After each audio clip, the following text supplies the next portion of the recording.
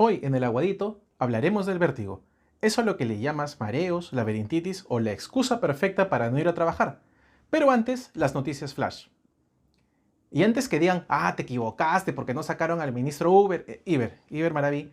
Bueno, en realidad esto ha servido para darme más la razón. Esta semana se descubrió que Cerrón tenía asignado a un suboficial de la policía sin ser funcionario público. Además, la familia del suertudo policía habría obtenido más de 25 millones de soles en contratos con el Estado. Por otro lado, el ministro Bellido sigue jugando con su suerte, ganándose el rechazo por sus comentarios e imágenes sobre el grupo terrorista Sendero Luminoso y por la terrible frase de "solo falta que te violen", que le habría dicho a la congresista Chirinos. En el Aguadito condenamos todo tipo de agresión similar, y no importa, como dicen algunos, que está justificado porque la congresista es de tal o cual partido político. ¿En serio? ¿A tanto llega tu fanatismo? Creo que deberían detenerse a pensar en frío un momento y analizar a dónde nos va a llevar esta actitud como sociedad. Hoy le pasó a alguien que te cae mal, pero mañana podría pasarle a tu mamá, a tu hermana o hija. Y en la sección No sé nada de economía y se nota, el presidente Castillo anunció que el bono Yanapay, consistente en 350 soles, iba a reactivar la economía. Si bien es cierto, es una medida importante, pero reactivar no sería la palabra que usaría. Pero luego dijo que gracias a esos 350 soles se van a generar 40.000 puestos de trabajo. Considerando datos del Banco Central de Reserva, antes de la pandemia, el 20% de peruanos tenía una deuda que supera 10 veces su sueldo. Suena difícil que la gente use esos 350 soles para generar empleo para otros. Suerte que las mineras Buenaventura y Cerro Verde pagaron su deuda a la SUNAT, si no, no existiría ese bono. Y al fin una nota alegre, Angélica Espinosa logró el oro en las Olimpiadas Paralímpicas de Taekwondo en Tokio. Angélica, de 23 años, empezó a practicar natación, para luego dedicarse a este arte marcial, por un promedio de unas 8 horas diarias. En su camino al oro venció a rivales de la India, Uzbekistán y Turquía. Desde acá hacemos extensivas nuestras felicitaciones a nuestra campeona. El vértigo. Eso que sientes cuando tocas tu bolsillo y no encuentras tu celular, o cuando ves que el balón de gas subió a 60 soles, dato real, es un problema bastante frecuente en la población en general, y aunque no parece, es un síntoma difícil de describir. Podría decirse que es la alucinación de movimiento, un movimiento que no existe, como de giro del cuerpo o del ambiente que nos rodea. Algunas personas sienten que las jalan de un lado y pueden llegar a caerse, lo cual no significa que estén penando en tu casa. Se estima que todos presentaremos al menos un evento en nuestra vida, aunque la incidencia aumenta con la edad, afectando al 80% de personas mayores de 65 años, en su mayoría mujeres. Y por si piensan que el vértigo es un simple mareo, pues puede producir discapacidad física relacionada a riesgo de caídas, interrumpiendo las actividades diarias, generando días laborales perdidos, afectando la calidad de vida y con un impacto negativo personal, social y económico. Hay diversas formas de clasificar el vértigo, pero para fines prácticos nos quedaremos con el de origen central o periférico, siendo este último el más común, y de ellos el vértigo posicional paroxístico benigno como la entidad más frecuente. El vértigo posicional paroxístico benigno es un trastorno del oído interno que se caracteriza por episodios repetidos de vértigo, que se sienten en la mayoría de los casos como si las cosas giraran, aunque algunos pacientes de edad avanzada solo describen inestabilidad a los cambios de posición, como si estuvieras en un simulacro de sismo súper realista. Tranquila, abuelita, no es un terremoto, es solo tu vértigo. Son breves, duran menos de 30 segundos y no se acompañan de otros signos auditivos y neurológicos, aunque a veces conllevan náuseas o vómitos. Y aunque a algunos les parezca poco, las personas afectadas por este síntoma les inundan sensaciones de temor o fatalidad, debido a lo brusco de la aparición de los síntomas, que pueden controlarse con una atención temprana y debida. Es importante que sepas que se puede lograr mejoría y el control de los síntomas en cerca del 90% de los pacientes. ¿Y por qué se produce? Pues este cuadro, que durante mucho tiempo se ha pasado por alto o confundido a veces con un problema cervical, es un síndrome vestibular episódico causado por el desplazamiento de unas partículas llamadas otoconias, que se desprenden del utrículo y se desplazan hacia los conductos semicirculares. Explicándolo en simple, es cuando unos cristales que nos confieren el equilibrio se mueven a través de un conducto por el cual no deberían ir. Así que no pienses que ese mareo es por tu colesterol alto, ese es solo tu conciencia que te está hablando. Para su diagnóstico es importante una exhaustiva historia clínica, donde tu médico te pregunte sobre tu ocupación, antecedentes patológicos y menciones tus síntomas, detallando el tiempo de evolución, descripción del vértigo, forma de aparición, duración, intensidad, frecuencia y condiciones desencadenantes. Como verás, es fundamental la información que puedas brindarle al médico para orientar el diagnóstico definitivo. No somos adivinos. Luego viene el examen físico, donde te realizarán la maniobra de Dix-Hallpike, que busca la aparición y características de movimientos rápidos e involuntarios de los ojos, lo que se llama nistagmo. Para esto, se sienta el paciente en la camilla y se le gira la cabeza a un lado unos 45 grados, se tumba rápidamente hacia atrás hasta situarlo en decúbito supino y se deja la cabeza colgando unos 20 grados, manteniendo esta posición al menos 40 segundos y observando la aparición de nistagmo. Es decir, parecerá un exorcismo. Según las características del nistagmo y la duración del mismo, se puede realizar el diagnóstico. De ser negativo, se debe derivar a otras especialidades para buscar otras causas. Pero lamentablemente hallar estas otras causas no es tan simple como parece, pudiendo dividirlas en otológicas, como la enfermedad de Meniere o neuritis vestibular, neurológicas, como asociado a migraña o a lesiones del sistema nervioso central, y otras, trastornos de ansiedad, pánico, efecto de algunos medicamentos, cuerpos extraños o cerumen, otitis media, meningitis u otros virus, el uso concurrente de tabaco, alcohol y cafeína, el reposo prolongado en cama y hasta factores de riesgo cardiovascular como hipertensión, diabetes, enfermedad coronaria y obesidad. Parecen la larga lista de las letras pequeñas que no leíste cuando firmaste tu acta de matrimonio. Ahora que sabes la cantidad de causas que pueden originar el vértigo, 1. No te automediques. No vivas tratando los síntomas, sino busca la causa. Aplica para todo en la vida. Y 2. No esperes que necesariamente en la primera consulta tu médico pueda encontrar la causa. Respecto al tratamiento, podemos dividirlo en manejo terapéutico. El vértigo es una de las pocas entidades que el médico puede curar a la cabecera del paciente mediante la realización de una serie de maniobras simples y seguras. En relación al tratamiento farmacológico, cuando la sensación vertiginosa es muy intensa o se acompaña de náuseas y vómitos frecuentes, son útiles los antihistamínicos o benzodiazepinas, como el dimenhidrinato y el diazepam, más frecuente utilizados a nivel hospitalario. Como tratamiento ambulatorio, diversos estudios han demostrado la efectividad de la beta-histina, incluso hasta 2 meses después del cese del tratamiento. También se cuenta con ejercicios de rehabilitación vestibular que aumentan y mejoran el equilibrio, siendo efectivos en la disminución de la inestabilidad, con los cuales se recobra gran parte de las actividades diarias. Esto mediante ejercicios de ojos, cabeza y cuerpo.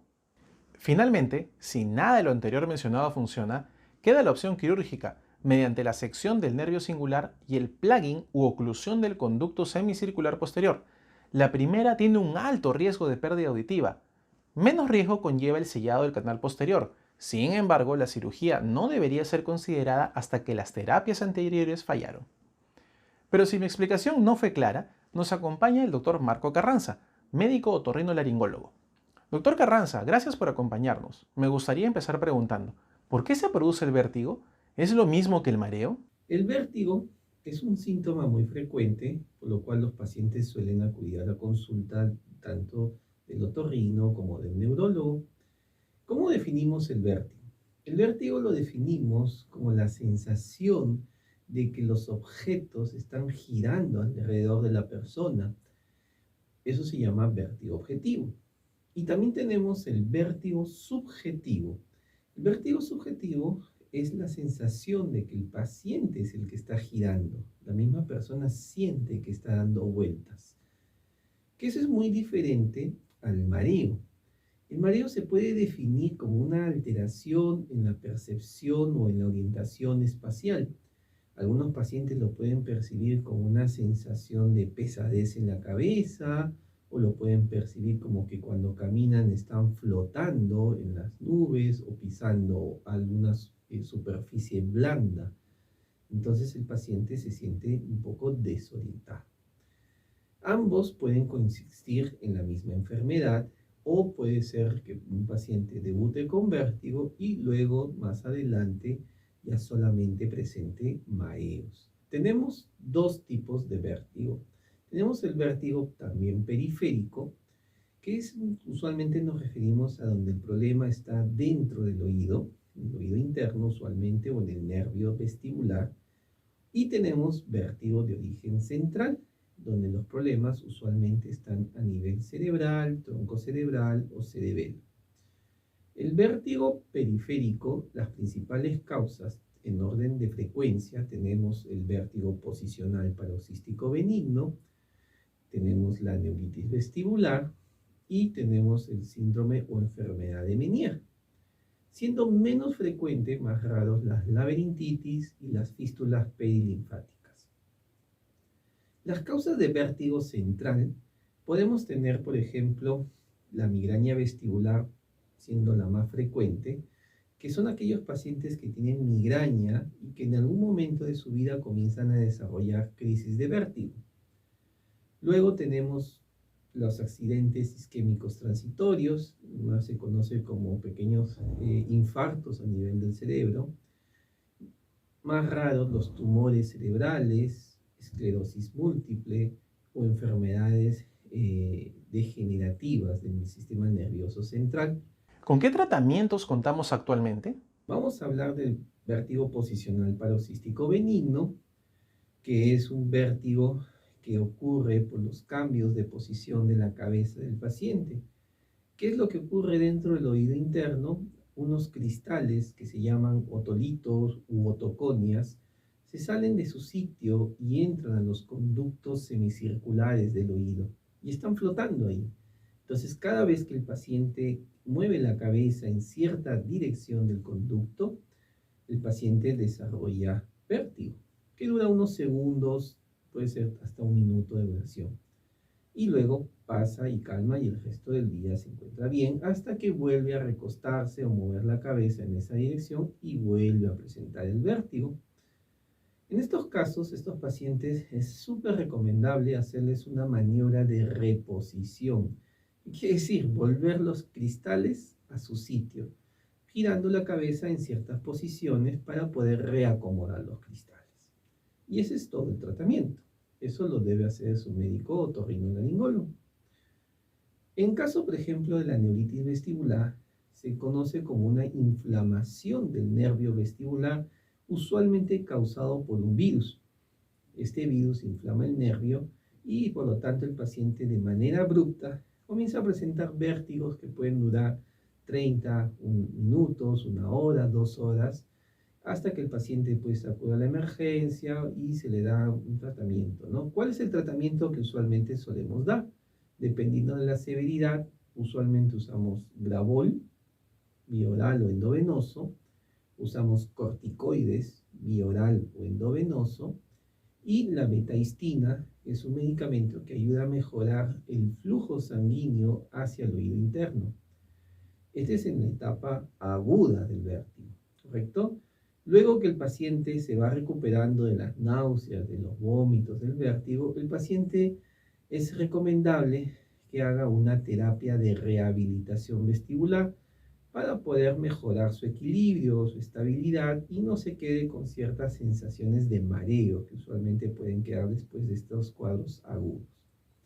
En el caso de la enfermedad de Meniere, si bien no se conoce exactamente todavía la causa, lo que ocurre dentro del oído interno es que la presión del líquido endolinfático aumenta. Por lo tanto, se producen ciertas microrupturas de unas membranas del oído interno y cada vez que ocurren estas rupturas ocurren crisis de vértigo.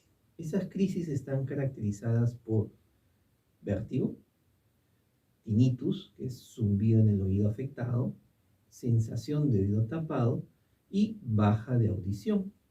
Entonces, estos son los 3 o 4 síntomas cardinales de la enfermedad. En el caso de que un paciente tenga este tipo de diagnóstico, el tratamiento va a pasar por medidas de restricción de sal, dieta baja en sal, nada de café, nada de gaseosas o teína que puedan tener cafeína, o bebidas que puedan tener cafeína y que puedan desencadenar esta crisis. Y además utilizamos la betaistina, que no solamente le ayuda a mejorar el flujo sanguíneo al oído interno, sino también a mejorar el flujo de los líquidos dentro del oído. Por lo tanto, con este tratamiento podemos controlar la mayoría de pacientes con Meniere. Eventualmente, algunos casos que son muy difíciles de tratamiento, que no responden a este tipo de medicamentos, añadimos, por ejemplo, a veces diuréticos, como la hidroclorotiazida o la cetazolamida, A veces también, si no mejoran y no responden, podemos realizar infiltraciones intratimpánicas con un corticoide que atraviesa la membrana timpánica y entra, lo depositamos dentro del oído medio. O podemos también hacer una infiltración intratimpánica con gentamicina. También colocamos la gentamicina dentro del oído medio para que se difunda hacia el oído interno y produzca un daño completo. Es decir, tratamos de anular el oído interno. Lo dañamos para que ya el paciente no tenga estas crisis de vértigo. Estas son usualmente las terapias que utilizamos en estas tres enfermedades que son las más frecuentes. ¿En algún caso en especial la presencia de vértigo amerita acudir por emergencia? Principalmente cuando el paciente tiene vértigo y está acompañado, por ejemplo, de síntomas peligrosos, por ejemplo, náuseas y vómitos permanentes que pueden llevar a la deshidratación y descompensación del paciente. El paciente debe acudir a la emergencia para colocarle una medicación que calme los mareos, el vértigo, las náuseas, los vómitos y pueda, digamos, controlarse. En estos casos, algunos pacientes tendrán necesidad de hospitalizarse y otros, de repente, si no, los síntomas no son tan severos, podrán ir a la casa. Cuando, por ejemplo, están acompañados de otros síntomas que también pueden ser peligrosos, por ejemplo, una pérdida auditiva. Si el vértigo viene acompañado de una rápida disminución de la audición, una enfermedad que podemos sospechar es la sordera súbita. La sordera súbita es una enfermedad que debe actuarse lo más pronto posible para poder recuperar la audición del paciente y obviamente también controlar los vértigos. Entonces, un paciente que baja la audición y tiene vértigo debe rápidamente acudir a emergencia. Aquellos pacientes que el vértigo viene acompañado de un dolor de cabeza intenso, una cefalea, digamos, desproporcionada, que nunca la ha tenido antes el paciente, también debe acudir a emergencia porque hay que descartar trastornos neurológicos que puedan estar acompañando este vértigo. Por ejemplo, una isquemia transitoria, por ejemplo, una migraña o de repente hasta un tumor cerebral. Entonces, es súper importante que el dolor de cabeza el paciente sepa que debe ir también a la emergencia si viene acompañado con vértigo. Aquellos pacientes que tienen muchas comorbilidades, a veces los pacientes tienen diabetes, hipertensión, problemas de dislipidemia, que es problemas en el colesterol y triglicéridos. Entonces, estos pacientes tienen un alto riesgo de tener enfermedades cerebrovasculares. En estos casos, una isquemia, un infarto cerebral o accidentes isquémicos transitorios sencillos, pero que deben ser diagnosticados pronto para poder mejorar el tratamiento y recibir un tratamiento oportuno. Y finalmente, aquellos pacientes que tienen problemas de compensaciones muy severas, es decir, alta inestabilidad, que el paciente que no puede ni pararse, tiene vértigo, quiere caminar y tiene una inestabilidad muy marcada, se cae, se desploma el paciente, no puede mantenerse en pie, hay que sospechar también en estos pacientes o que tenga una pérdida bilateral de la función vestibular, de la función del equilibrio, que puede ser por un problema medicamentoso, o que esté teniendo un stroke, le llamamos un accidente cerebrovascular también. Entonces, estos 5 síntomas que pueden acompañar el vértigo son recomendables que sean evaluados lo más pronto posible para poder tomar decisiones terapéuticas importantes en bienestar del paciente. Muy bien, amigos, he podido dar un alcance con respecto al tema de vértigo. Espero que cualquier duda y digamos que haya quedado pendiente la podamos resolver en algún momento. Muchas gracias. Excelente, doctor Carranza. Muchas gracias. Así que, si usted siente que las cosas están vueltas, pero ve que nadie corre despavorido ante un apocalíptico sismo, aún latente en Lima, ojo, ten lista tu mochila de emergencia. Si siente que su cuerpo se mueve sin estar haciéndolo realmente y no es que está toneando en el vacunatón, si advierte que al acostarse o cuando realiza movimientos de cabeza todo le da vueltas, es momento de acudir al médico. Recuerda también que el oído, nariz y cavidad oral están interconectados. Acude a tu otorrinolaringólogo en caso presentes molestias en alguna de las tres. Nuestras disculpas a mi doble con esteroides Henry Cavill. Nos quedamos sin tiempo. Ya luego conversamos sobre Superman 2. ¿A qué? ¿Warner lo votó por actuar mal? Pero si solo tenía que hacer como que volaba, tampoco era Hamlet. En fin, si te gustó el programa o eres fan de Henry Cavill y quieres que me pegue por decir que actúa mal, dale like, suscríbete, activa la campana y taguea a Henry Cavill. ¡Chau!